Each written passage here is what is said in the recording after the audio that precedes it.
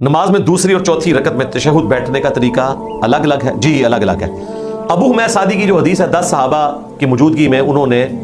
نماز کا سنت طریقہ بتایا، اس میں موجود ہے کہ نبی علیہ السلام جب 2 رکعتوں کے بعد بیٹھتے تھے تو آپ علیہ السلام اپنا بایاں پاؤں بچھا کے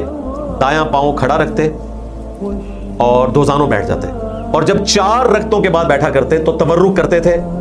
دائیں پاؤں کو کھڑا رکھتے اور بائیں پاؤں کو اس کے نیچے سے نکال کے بائیں کولے پہ بیٹھ جاتے، اور یہ والا حصہ بخاری میں بھی موجود ہے، اسے کہتے ہیں تورک بیٹھنا۔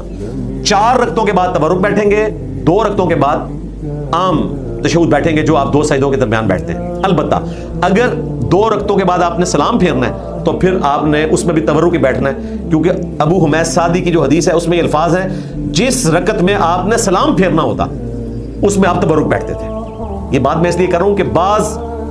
سلفی جو ہیں سعودیہ کے وہ فجر کی رکعت میں تورک نہیں کرتے، وہ کہتے ہیں ابو حمید سعدی کی حدیث میں چوتھی رکعت میں تورک ہے، چونکہ فجر میں رکھتے ہی 2 ہیں لہٰذا اس میں ہم اس طرح بیٹھیں گے۔ تو میں نے ان کو بھی عرض کیا تھا کہ اللہ کے بندو وہ حدیث غور سے پڑھو، اس میں الفاظ ہیں جس رکعت میں آپ نے سلام پھیرنا ہوتا اس میں تورک بیٹھتے تھے۔ ابو حمید سعدی نے تو آپ کو 4 رکعتوں والا ہی طریقہ بتانا تھا نا، 2 والا بتاتے تو بقیہ 2 رکعتوں والا تو مس ہو جاتا، اس میں تو وہ بھی موجود ہے کہ 2 رکعتوں سے جب نبی علیہ السلام کھڑے ہوتے تو تیسری رکعت کا آغاز رفع الیدین سے کرتے، یہ مس ہو جانا تھا اگر وہ 2 رکعتوں والا طریقہ بتاتے۔ انہوں نے 4 والا بتایا، 2 والا اس کے اندر ہی آ گیا۔ جب انہوں نے یہ بول دیا کہ جس رکعت میں سلام پھیرنا ہوتا اس میں تورک کرتے تھے، اور اس میں حکمت بھی ہے، آخری رکعت میں نبی علیہ السلام بہت زیادہ دعائیں مانگا کرتے تھے، وہ کافی لمبا ہوتا تھا آپ کا تشہد، اس میں آپ ریلیکس بیٹھتے ہیں، تورک میں بیٹھنا آسان ہے۔ اگر کوئی بہت موٹا بندہ ہے تورک نہیں بیٹھ سکتا تو وہ عام طریقے سے بھی تشہد بیٹھے تو یہ جائز ہے، تورک بیٹھنا افضل ہے آخری رکعت میں، لیکن اگر عام